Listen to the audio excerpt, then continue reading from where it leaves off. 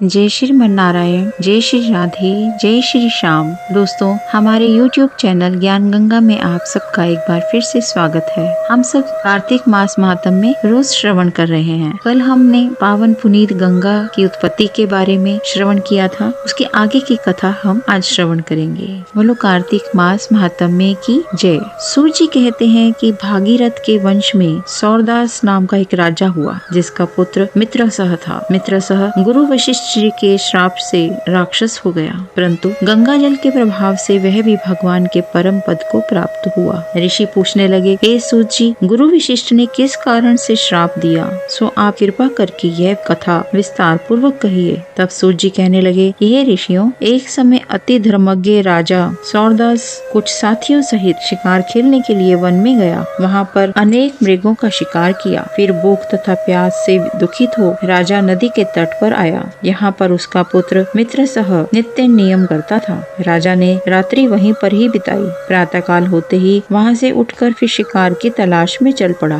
कुछ दूर जाकर राजा ने देखा कि पर्वत की कंदरा में एक व्याघ्र और व्याघ्री मैथुन कर रहे हैं। राजा ने उनको देखते ही धनुष पर बाण चढ़ाया और उन पर छोड़ दिया। बाण के लगते ही व्याघ्री घायल होकर वहीं पर गिर पड़ी और फिर थोड़ी देर बाद मर गई। तब व्याघ्र राक्षस रूप धारण कर बड़े क्रोध में आकर कहने लगा कि राजन, तुमने मेरे साथ बड़ा अन्याय किया है, इसका बदला मैं तुमसे अवश्य लूंगा। ऐसा कहकर यह राक्षस अत्यंत दुखित हुआ। तत्पश्चात राजा ने अपनी नगरी में आकर संपूर्ण वृत्तांत अपने मंत्रियों से कहा। कुछ समय बीतने पर राजा सौरदास ने मुनियों को बुलाकर अश्वमेघ यज्ञ किया और गुरु वशिष्ठ जी ने विधि पूर्वक ब्रह्मादि देवताओं को हवि देकर यज्ञ समाप्त किया। फिर स्नान करने के लिए नदी के तट पर चले गए। इतने में वही राक्षस, जिसकी राक्षसी व्याघ्री को राजा ने वन में मार दिया था, क्रोधित होकर अपना बदला लेने के लिए वहाँ पर आया और गुरु वशिष्ठ जी को वहाँ पर न देख उन्हीं का रूप धारण कर राजा से कहने लगा कि राजन, हम मांस खाएंगे, अतः हमारे लिए मांस बनवाओ, हम स्नान करके अभी आते हैं। इतना कह वह वहाँ से चला गया। फिर उसी राक्षस ने रसोइये का रूप रखकर राजा को मनुष्य का मांस पका कर दिया। जब वास्तविक गुरु वशिष्ठ जी स्नान करके वापिस आए तो राजा ने सोने के थाल में सजा हुआ मांस मिश्रित भोजन उनके आगे परोस दिया। अब गुरु जी ने ज्ञान दृष्टि से मनुष्य के मांस का भोजन जान लिया और क्रोध युक्त होकर राजा को श्राप दिया, हे राजन, तुमने हमको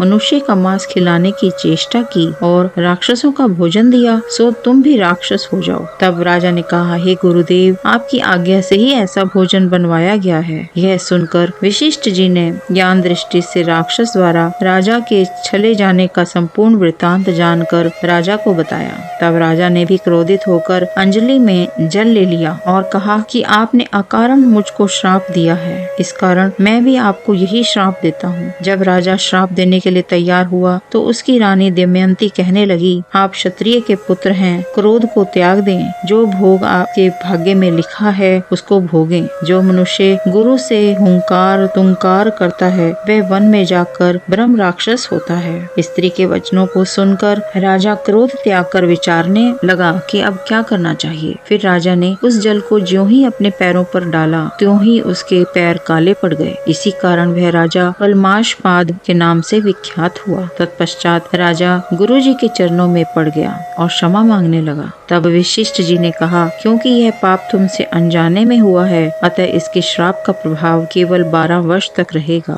इसके बाद तुम अपने असली रूप में आ जाओगे और अनेक वर्ष तक राज्य भोग कर गंगा जल के प्रभाव से ज्ञान प्राप्त करोगे। तब भगवान विष्णु की सेवा करते हुए अंत काल में परम शांति को प्राप्त हो जाओगे। इतना कहकर गुरु वशिष्ठ जी अपने आश्रम को चले गए और राजा राक्षसी देह को प्राप्त हो गया। वह भूख प्यास से दुखी हो निर्जन वन में फिरने लगा। वहाँ से वह अनेक कष्टों को सहन करता हुआ नर्मदा नदी के तट पर आया और वहाँ भी वह पशु पक्षी मनुष्य सर्प आदि खाकर विचरण करने लगा। संयोगवश एक दिन नर्मदा नदी के तट पर घूमते हुए स्त्री सहित रमण करते हुए एक मुनि को देखा। भूख से पीड़ित होने पर जैसे व्याघ्र मृगों को पकड़ लेता है, उसी प्रकार उसने मुनि को पकड़ लिया। उसकी स्त्री ने जब अपने पति को राक्षस के हाथों में देखा तो वह राक्षस देहधारी राजा के आगे हाथ जोड़कर विनय पूर्वक बोली कि आप मेरे पति को मत मारो। आप वास्तव में राक्षस नहीं वरन सूर्य कुल में उत्पन्न मित्रसह नामक राजा हो। मेरा पुत्र अभी बालक है, अतएव मैं बिना बिना पति के इस वन में कैसे निर्वाह करूंगी। अतः तुम मेरे पति को प्राणदान दे दो। प्राणदान के समान अन्य कोई दान नहीं है।